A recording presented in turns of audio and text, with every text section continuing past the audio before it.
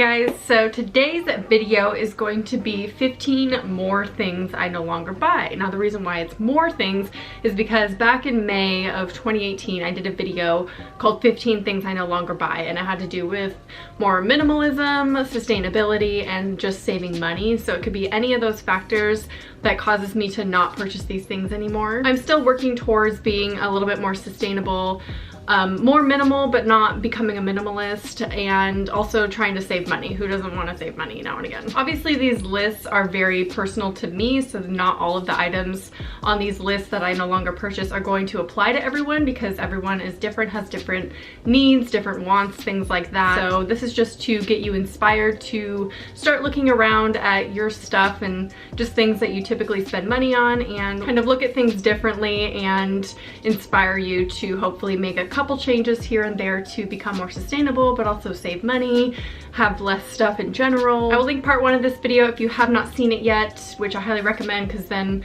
you get 30 things that I no longer buy that hopefully maybe you don't need to buy anymore. So the first thing on the list is polyester dryer sheets. Now, I personally like to use dryer sheets. I guess technically they are optional when you're doing your laundry. There are options such as like wool dryer balls that you can get even at the discount stores like Marshall's, Home Goods, things like that. I've seen them there. I personally don't like to purchase wool or leather or fur or anything like that new, so I didn't necessarily go that route. They also sell those on Etsy though if you're interested. You can actually take those dryer balls and put essential oils in them, or like a fragrance spray or something of a scent that you really like to fragrance your clothes if you use dryer sheets to make them smell fresh. There are bamboo or cotton dryer balls that you can get on Etsy. They're a little bit more pricey, so I decided to go the route of biodegradable dryer sheets. You can find them at Target. I like the Mrs. Meyer's brand personally because all of the products are cruelty-free. I think 7th Generation is also a brand that's cruelty-free and eco-friendly and biodegradable. So just making the simple switch of not using polyester dryer sheets, because those, you know, don't really decompose in nature, to switching to biodegradable ones. They also don't have as harsh chemicals as typical dryer sheets, so that's also a plus. Next up, we have plastic toothbrushes. I made this switch probably right after I filmed that original video. I don't have them to show you because I've gone through the whole box. I need to reorder some more, but I switched to bamboo toothbrushes. I think this is just as imperative as switching to reusable straws if possible, because all of the plastic toothbrushes that you have ever owned in your life or ever used are still on the earth, and that is scary to me. The fact that every single toothbrush that I've ever thrown away in my whole entire life still exists on the planet and is not decomposing. It's a big reality check. So just switching to something that can actually decompose when you're done with it, because we do go through multiple toothbrushes a year, or at least hopefully we do. I will say that bamboo toothbrushes have a different mouth feel to them that does take some adjusting to, but ultimately, it's brushing your teeth for 2 minutes. It's not a big deal to like have to deal with wood in your mouth. Next on the list are grocery bags, the plasticky grocery bags that you get at the store for 10 cents. At least in California, they charge 10 cents per bag. I think that definitely demotivates people to buy the plastic grocery bags because they are so terrible for the earth. I like these ones personally. I've been using these for months and months. I purchased these back in like summer, I think. It's a pack from Amazon. You can get different colors. They do fold up super small. What I do, I don't really put it in the little bag that it comes in. I just do this and then throw it in my bag, like my purse, and then go into the store, and I don't have to carry these around, and they're not like bulky or anything. But definitely bringing your own bags to the store, it's one of the easiest things that you can do. Ultimately, it does save you a bit of money. I know it's just 10 cents per bag, but you're still saving money. So the next item is something that I'm more working towards. I'm still not 100% there, and this definitely goes into the more minimalism category of not purchasing items, and that is home decor that does not serve a purpose. I'm trying to get to this point because I have some obnoxious things that I don't know why I purchased them. Like, let me show you. This, for example. I bought this years ago at Ross, and I don't know why I did. It's okay. It's been a headache every move. I don't know why I haven't gotten rid of it yet. It's the most obnoxious thing to have in a small apartment because it takes up so much shelf space and you can't do anything with it. Like, this literally does nothing but sit there. So we have put it on the shelves in the bathroom, but ultimately it's just pointless to own. So I'm trying to cut back on buying things that don't have a purpose. I think that's really important when you're looking at home decor and things. It's like, is this going to bring me a lot of joy, or is it going to hold things? Is it going to have a purpose, a bookend or something? Like, what can it do besides just sit there? Number 5 is Bath & Body Works candles. I stopped purchasing these probably a year, 2 years ago at this point. I think I did this because there was like mixed information online as to whether or not Bath & Body Works was cruelty free, but generally the candles are really bad for you to breathe in, and if you have pets, that's something to think about as well. I mean, they're really cheaply made candles and they can really add up. So for me, it's just a waste of money when I can find cheaper like soy candles either online or at discount stores like Marshall's, Home Goods, Ross, places like that. Sorry, I have to move the camera because there's like sun shining on it. I think that's better. Okay. I used to be really into Bath & Body Works candles back in the day because they were so hyped online, and everyone who did a haul always did Bath & Body Works. You know, even I did that. But generally soy candles or ones that you can find elsewhere tend to be better to breathe for one, and also they last longer, and they're usually more affordable depending. I mean, obviously Bath & Body Works has their sales that they do, but it's still to me a waste of money because they are still cheap candles. So number 6 is individual plastic hand soaps. Definitely stopped doing that. You know, like the pump top ones that you just get for like $1 at Walmart or whatever, just the hand soaps to keep by your sinks.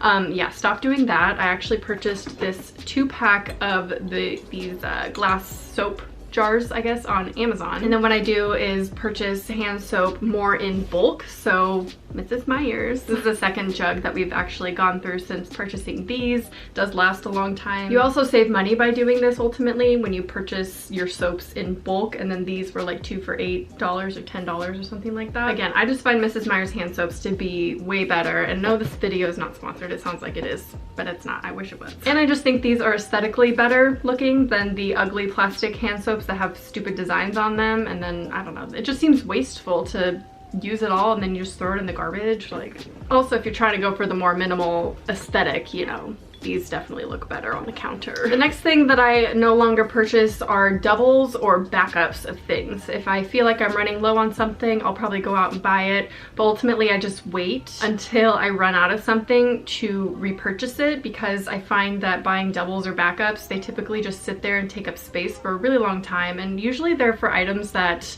you don't need more than once or twice a year, I find. At one point, Ryan and I, when we moved, we had 3 wine openers. And I'm like, first of all, where did all these come from? I have no idea. Why do we need 3 of them? And just like also purging backups and doubles of things, because like I don't need them. Also, backup sheets or secondary sheets go into this category. We don't own that, and I don't find it necessary, honestly. When I do my bedding, I usually make it the same day, like make my bed the same day. I don't find a need to take the bedding off, throw it in the laundry, remake my bed with new sheets, and then when those are clean, fold them, put them in a cabinet. Like, that doesn't seem, I don't know why people do that necessarily. I guess if you have like a spare bedroom and you want clean sheets for like a guest room, that's totally different. But as far as if you only have one bed, why do you need 2 sets of sheets? You know, maybe for different seasons, but even still, ours work year round. So I don't know, I just personally wouldn't spend my money on a backup set of sheets just to have taking up space in a cabinet somewhere. So number 8 is plastic shower liners. This took me a long time to stop buying for some reason, because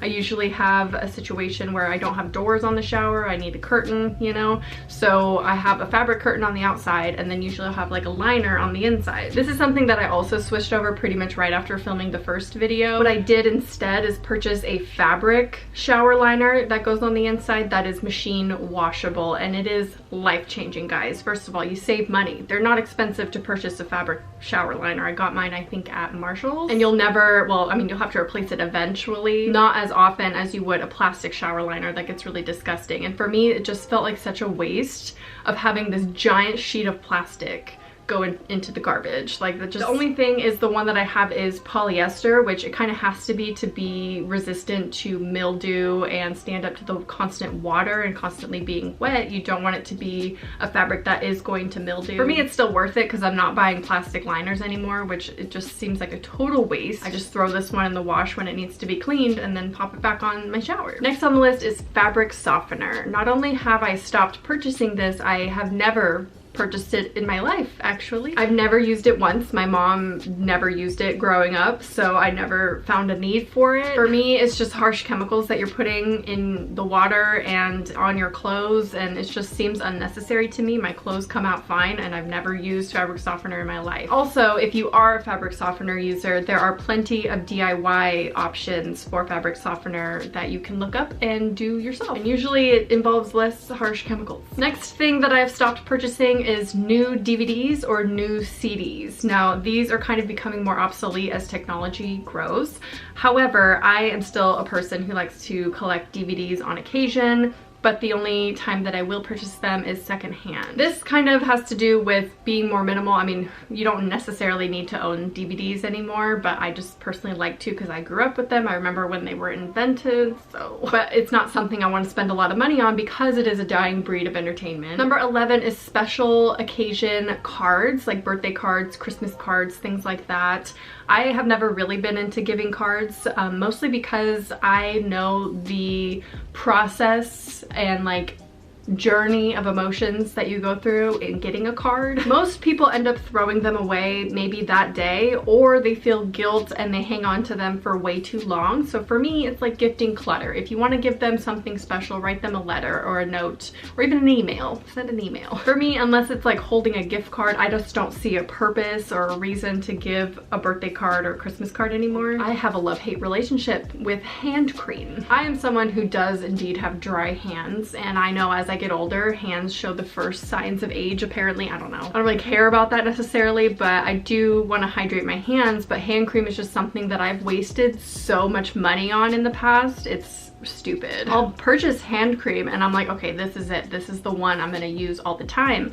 And I never do. I'll use it one time after I purchase it, and then I have to throw it away a year or two later because it's expired. For me, I just stopped purchasing hand cream altogether. If it's an emergency, my hands are super dry, I have body lotion that I can put on it. Or even what I've done in the past is leftover face cream that I've put on my face and rubbed it in. I'll just do this real quick and just put it on my hands. For me, I just feel like there are plenty of things in your cabinet that you can probably put on your hands to moisturize them besides like fancy expensive hand creams that are a waste of money. The next thing that Ryan and I have switched over into in our household is disposable batteries. We go through batteries so fast because he has an Xbox and the controller takes up batteries. I had a mic. I recently bought a new mic that's rechargeable, but I had a mic that I would use for filming that would take batteries. It's just little things here and there that need batteries. So instead of using disposable batteries because of how often we were going through them, I picked up some rechargeable ones. Obviously these are still in the package. We had a big pack of disposable batteries to use up and we recently ran out. So now I can finally open this and start using them. But I highly recommend picking up at least some AA's because that seems to be the most common battery used in households everywhere. And ultimately you're gonna be saving money because batteries can get so expensive. So if you buy rechargeable ones, you just recharge them. They're a little bit less convenient, obviously, because when you need some batteries, you'll have to charge them, but it's still worth it in my opinion. I think so many people just throw away so many batteries, so this just seems like a better option to me. Number 14 is like a weird item to have on this list and probably is not gonna apply to anyone else, but hair dryers. I know. Who needs to purchase more than one most of the time?